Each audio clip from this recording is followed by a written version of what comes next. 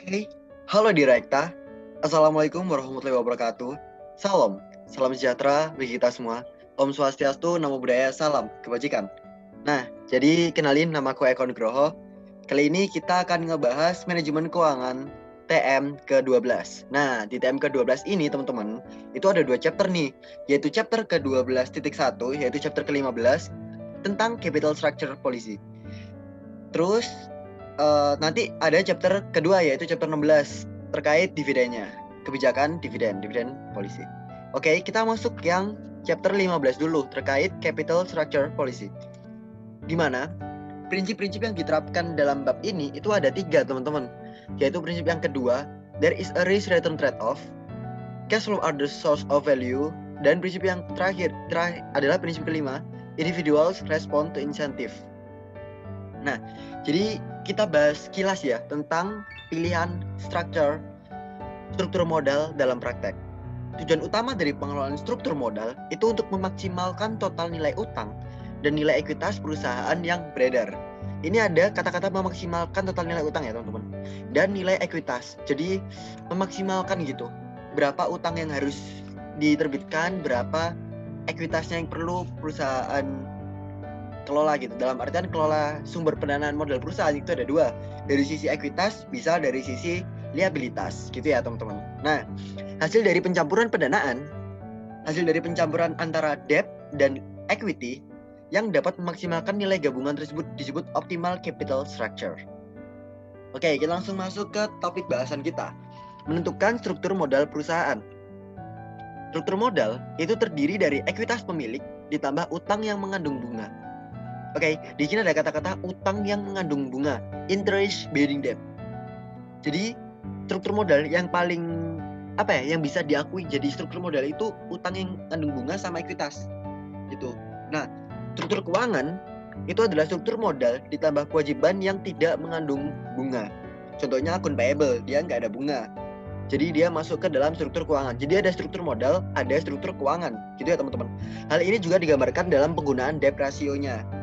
Nah, kalau ngitung debt ratio itu adalah total liability dibagi total aset. Total liability itu udah semuanya, baik itu liability jangka pendek maupun liability jangka panjang. Nah, debt to enterprise value ratio adalah rasio yang lazim digunakan untuk menggambarkan struktur modal perusahaan. Rumus dari debt to enterprise value itu adalah book value of interest bearing debt dikurangi excess cash dibagi book value of interest bearing debt dikurangi excess cash itu tadi ditambah sama market value of equity. Nanti menghasilkan rumus di mana book value dikurangi excess itu adalah jadi net debt dibagi enterprise value. Itu untuk perhitungan debt to enterprise value. Oke.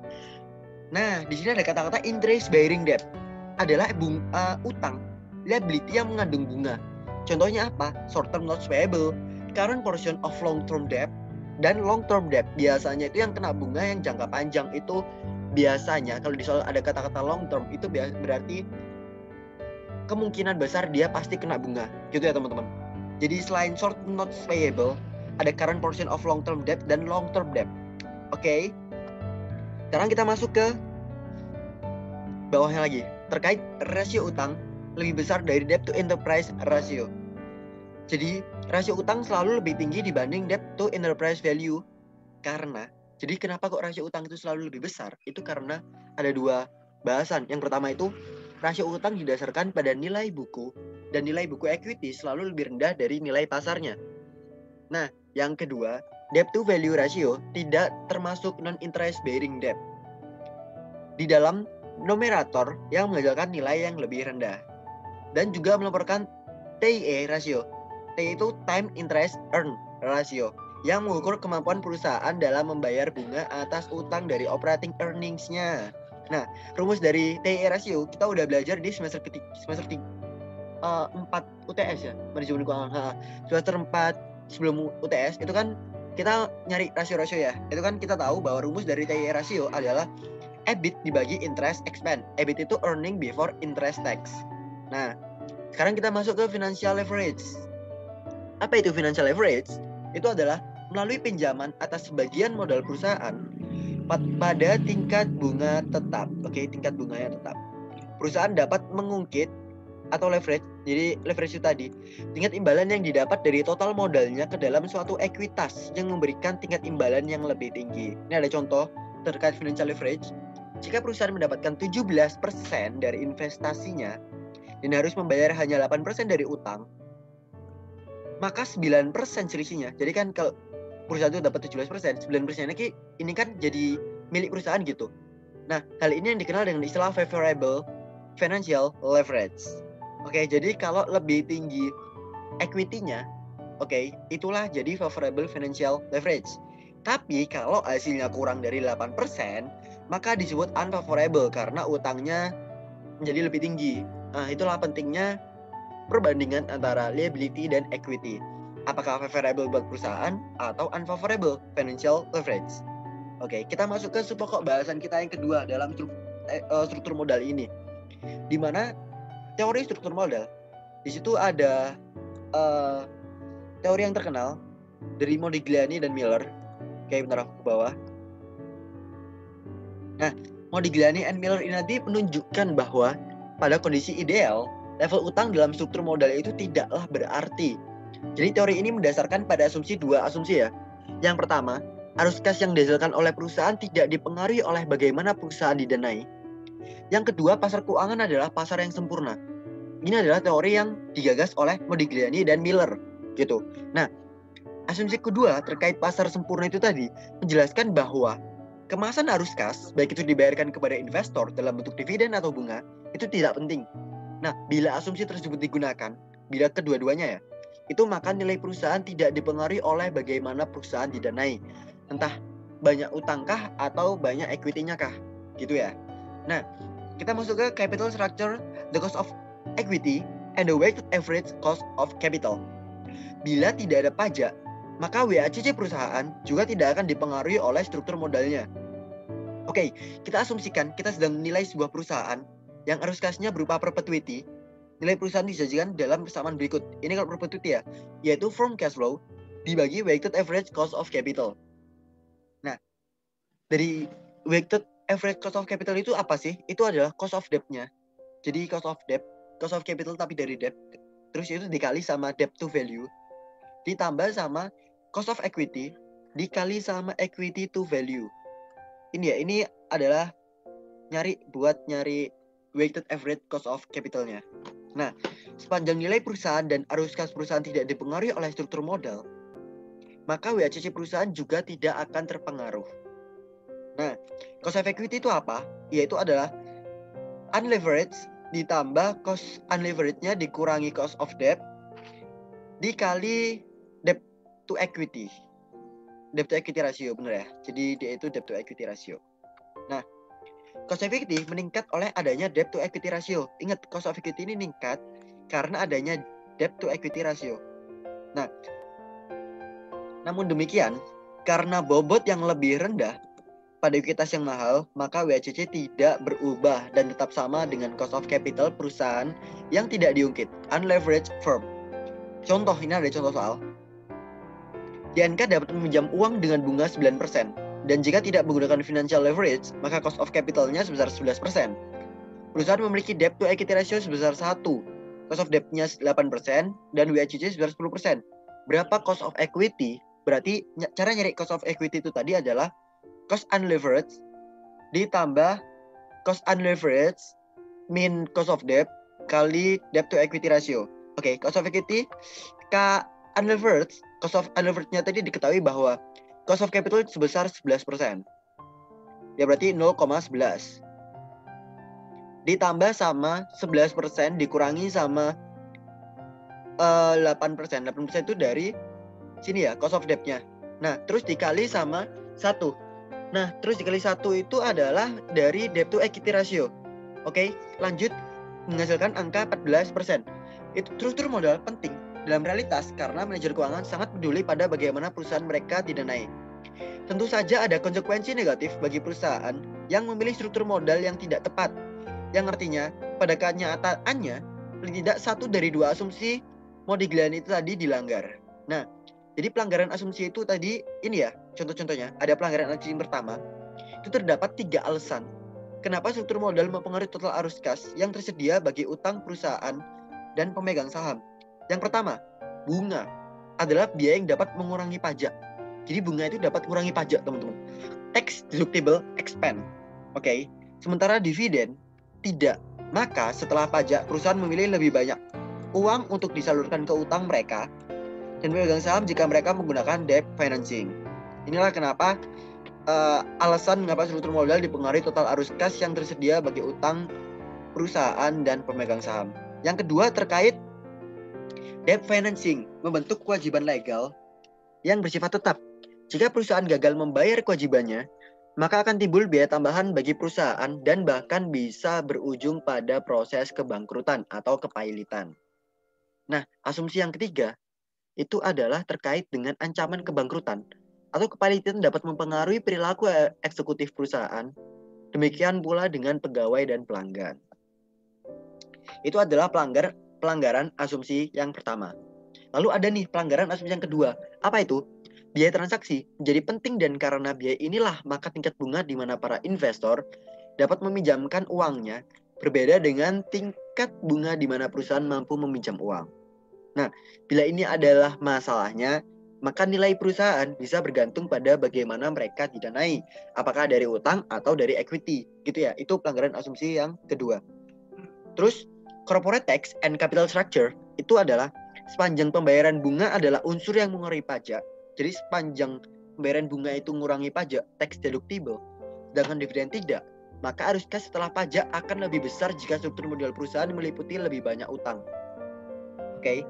Jadi arus kas setelah pajaknya itu akan lebih besar. Kenapa ya? Karena dia itu bisa mengurangi pajak si bunga ini. Makanya modal perusahaan itu akan lebih banyak yang didanai dengan utang. Gitu. Ini cuma contoh. Jadi contoh soal nanti aku coba dibahas aja di soal-soal LMS ya, teman-teman. Jadi aku skip dulu buat contoh soal-soalnya. Kita langsung masuk ke corporate tax and the WACC. Pengenaan pajak atas biaya bunga, tax deductible of interest expense, itu menyebabkan apa sih? Itu menyebabkan WACC perusahaan menjadi turun karena pengurangan tersebut akan masuk ke dalam utang di struktur modalnya. Oke. Ini ada contoh soal terkait cost of equity. Kita lanjut dulu ke bawah ya, teman-teman.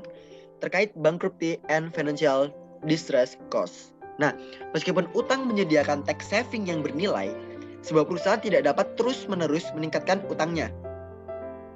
Bila kewajiban utang perusahaan, yaitu biaya bunga melebihi kemampuan perusahaan untuk menghasilkan kas, maka perusahaan bisa saja dipaksa masuk dalam kebangkrutan dan memunculkan biaya tekanan finansial.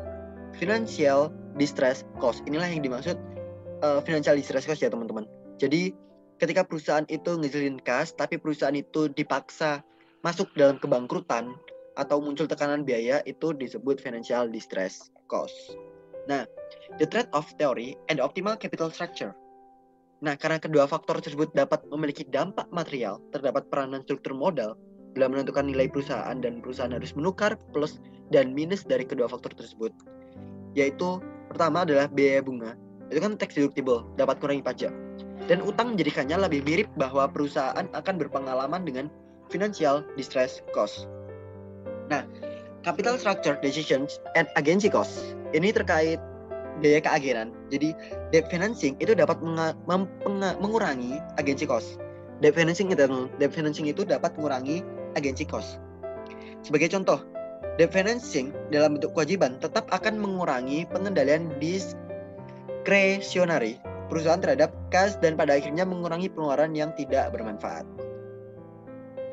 Nah, ini terkait keputusan, yaitu making financing choice.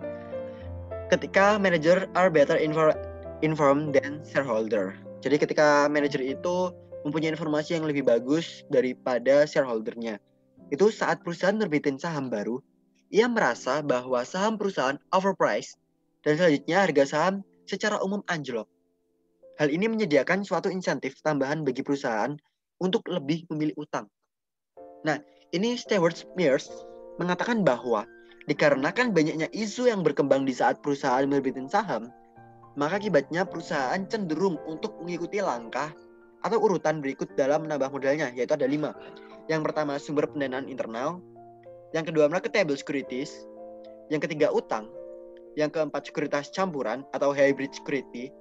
Dan yang terakhir adalah saham atau equity. Itu terkait pengemukaan dari Stewart Mears yang karena banyaknya isu saat perusahaan nerbitin saham itu, maka akibatnya perusahaan cenderung untuk mengikuti langkah atau urutan yang ini tadi dibahas. Nah, implikasi manajerialnya itu adalah saat level utang yang lebih tinggi dapat menguntungkan perusahaan dalam hal tax saving dan berpotensi mengurangi biaya keagenan. Tapi, level utang yang lebih tinggi meningkatkan probability biaya kesulitan keuangan, financial distress cost, dan meng-offset pajak serta manfaat biaya keagenan dari utang tersebut. Intinya itu ada plus minus, teman-teman.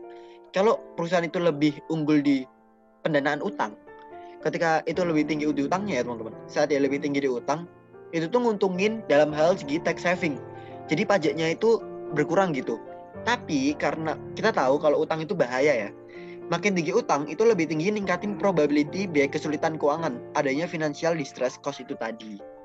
Oke teman-teman, kita masuk pokok bahasan selanjutnya terkait struktur modal berbeda pada tiap industri. Nah, perusahaan pada beberapa industri seperti halnya utility cenderung menghasilkan pendapatan dikenakan pajak taxable income yang relatif lebih besar dan mendapatkan benefit lebih banyak dari tax savings atas hutang. Nah, kesulitan keuangan dapat berakibat fatal untuk beberapa perusahaan, seperti perusahaan komputer dan perangkat lunak, di mana konsumen akan menolak untuk membeli produk jika mereka mengetahui bahwa perusahaan penjual dalam kondisi kemungkinan bangkrut. Akibatnya, perusahaan seperti ini akan memiliki level utang yang paling rendah. Gitu ya, teman-teman. Oke, kita masuk subpokok yang selanjutnya terkait pembuatan keputusan pendanaan.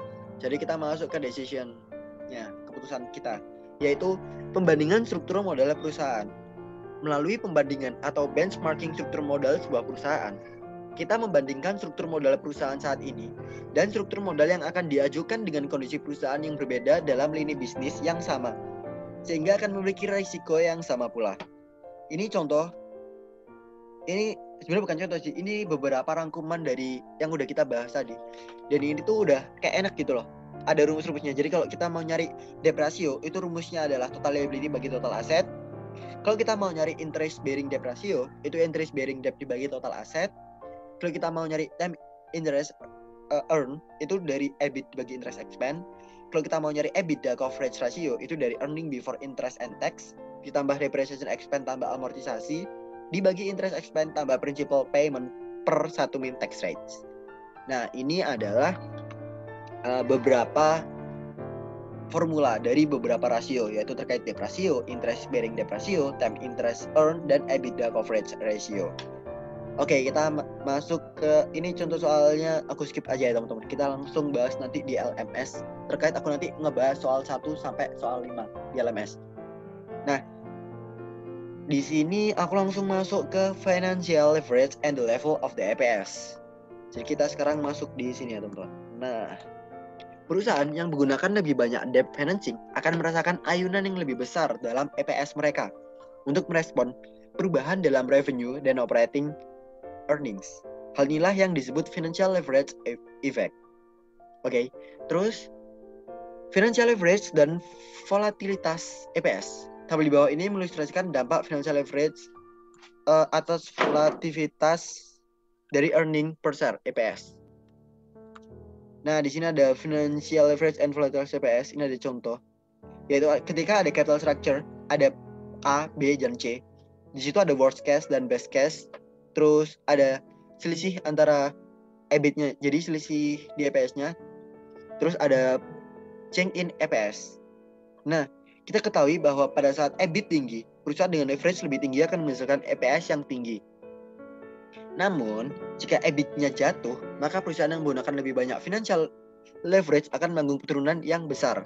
Jadi, high risk, high return ya teman-teman. Makin tinggi resiko, makin tinggi pendapatan. Tapi bisa aja karena risikonya tinggi juga jatuh sejatuh-jatuhnya gitu. Maka perusahaan yang menggunakan lebih banyak financial leverage itu nanti akan menanggung penurunan yang besar dalam EPS dibandingkan dengan perusahaan yang mengandalkan financial leverage yang lebih sedikit. Oke. Menggunakan bagan EBIT EPS untuk menganalisis dampak struktur modal terhadap EPS. Jadi bagan EBIT EPS itu menganalisa dua. Yang pertama, apakah perencanaan utang menghasilkan level EPS yang lebih tinggi daripada kisaran nilai EBIT? Yang kedua, kemungkinan ayunan pada EPS yang dapat terjadi pada alternatif-alternatif struktur modal.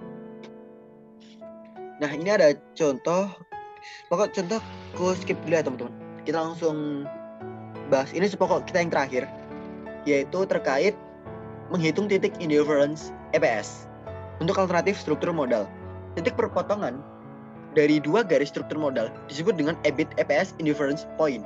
Nah, titik tersebut menggambarkan level EPS akan sama dengan rencana pendanaan yang dipilih oleh perusahaan.